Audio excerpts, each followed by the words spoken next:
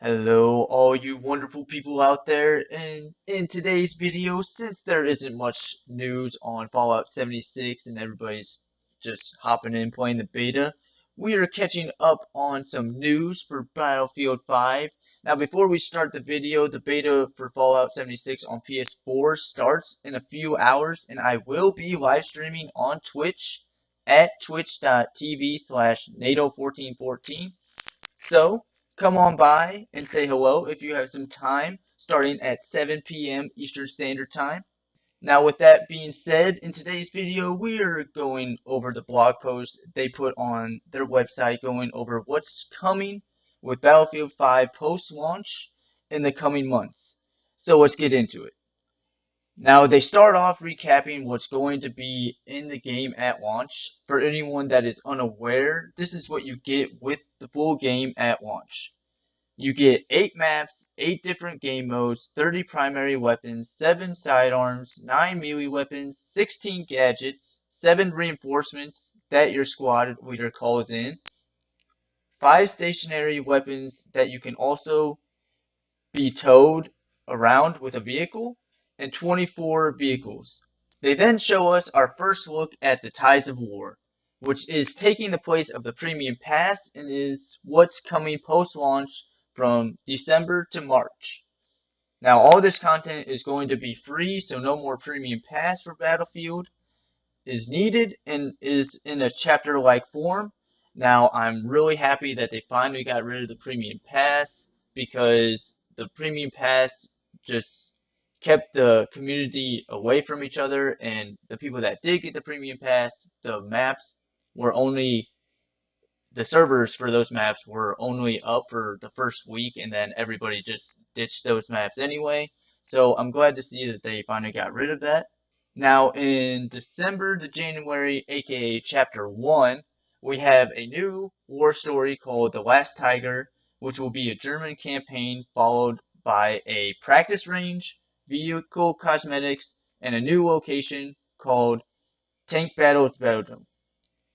It is cool to see that we will be getting a practice range, because we haven't seen a practice range for a Battlefield game since Battlefield 4, if I'm correct. A practice range is always nice to be able to test out new guns, or say you went down a certain tree in the customization for that weapon and want to test it out and see if it is good with your playstyle, or you want to just get the recoil down for a certain weapon. It's a great place to go before you hop into a multiplayer match. This is followed up with Chapter 2, which is January to March, which we get a Combined Arms, which is co-op missions that you can play with a friend for some PvE action. Then you get a new mission for Grand Operations and 2 new multiplayer modes called Return to Rush and Squad Conquest. The Return to Rush is not exactly the same game mode that it was in past Battlefield games. Instead of 2 NCOMs that you would go and try and blow up in previous Battlefield games for Rush, you now have to pick up a bomb on the ground and plant it on certain objectives.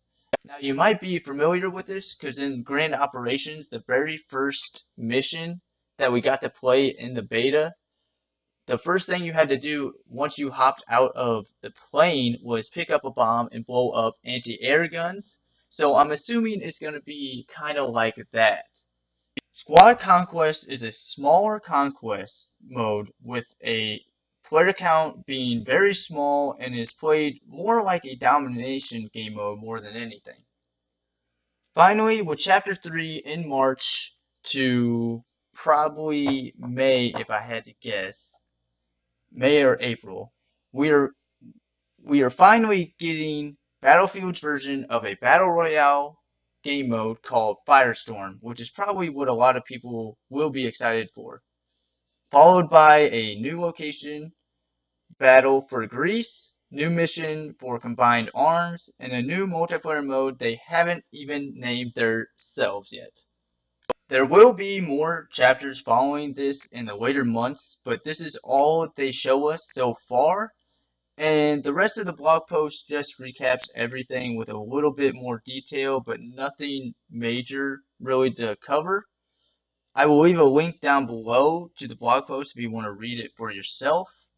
But with that being said, guys, that is the end of the video. Again, a reminder, I will be live on Twitch in a few hours, depending on when you see this video, playing the Fallout 76 beta. So come by and chat with me if you can. Smash that like button if you enjoyed, and subscribe for daily videos, or at least I try to have daily videos. But I do have a life too, guys, so some stuff does come up and I can't make a video that day. But until next time, guys, peace.